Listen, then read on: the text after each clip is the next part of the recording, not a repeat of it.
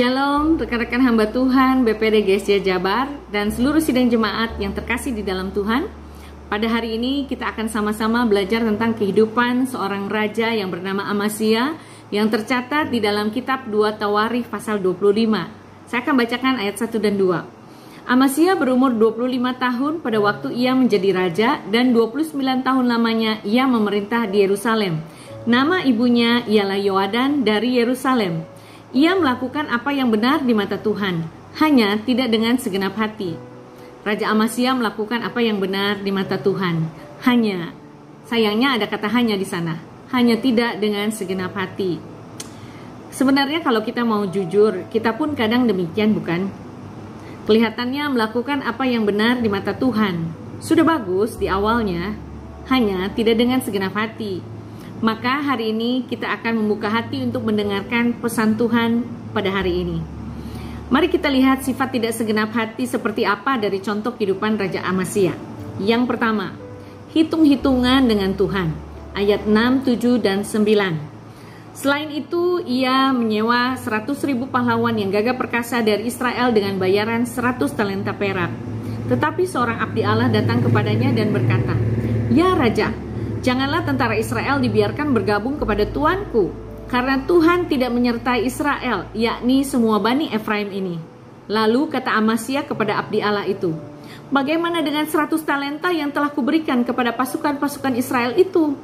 Jawab abdi Allah itu, "Tuhan dapat memberikan lebih daripada itu kepadamu." Amasya akhirnya taat kepada perintah Tuhan, namun masih dengan keluhan bahwa uang yang sudah dikeluarkan untuk menyewa tentara itu sudah sedemikian banyak, 100 talenta perak. Sampai akhirnya abdi Allah mengatakan, Tuhan sanggup memberi lebih banyak daripada itu. Yang kedua, hatinya mudah beralih. Ayat 14 dan 15 berkata, ketika Amasya kembali setelah mengalahkan orang-orang Edom itu, ia mendirikan para Allah Bani Seir yang dibawanya pulang sebagai Allahnya. Ia sujud menyembah kepada Allah-Allah itu dan membakar korban untuk mereka.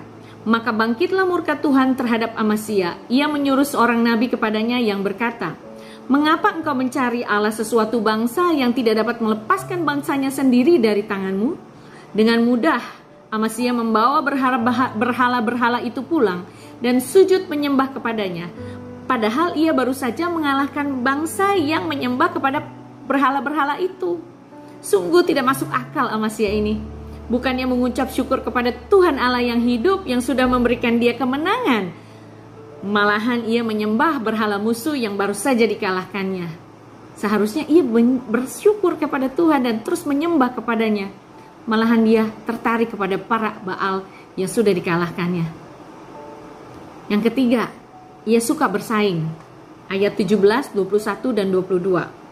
Kemudian Amasya Raja Yehuda mengadakan perundingan, lalu menyuruh orang kepada Yoas bin Yoahas bin Yehu Raja Israel, mengatakan, "Mari kita mengadu tenaga." Sebab itu majulah Yoas Raja Israel lalu mengadu tenagalah mereka, ia dan Amasya Raja Yehuda di Bet-Semes yang termasuk wilayah Yehuda. Yehuda terpukul kalah oleh Israel sehingga masing-masing lari ke kemahnya.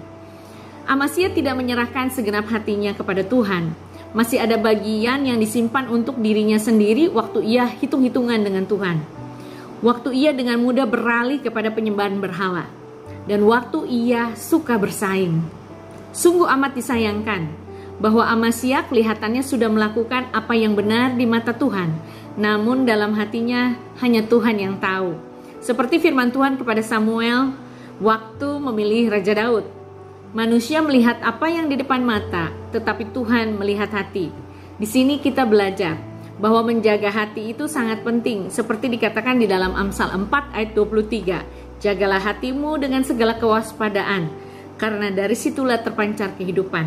Lagi pula kita harus mengingat bahwa hidup kita ini adalah miliknya Tuhan, bukan milik kita sendiri.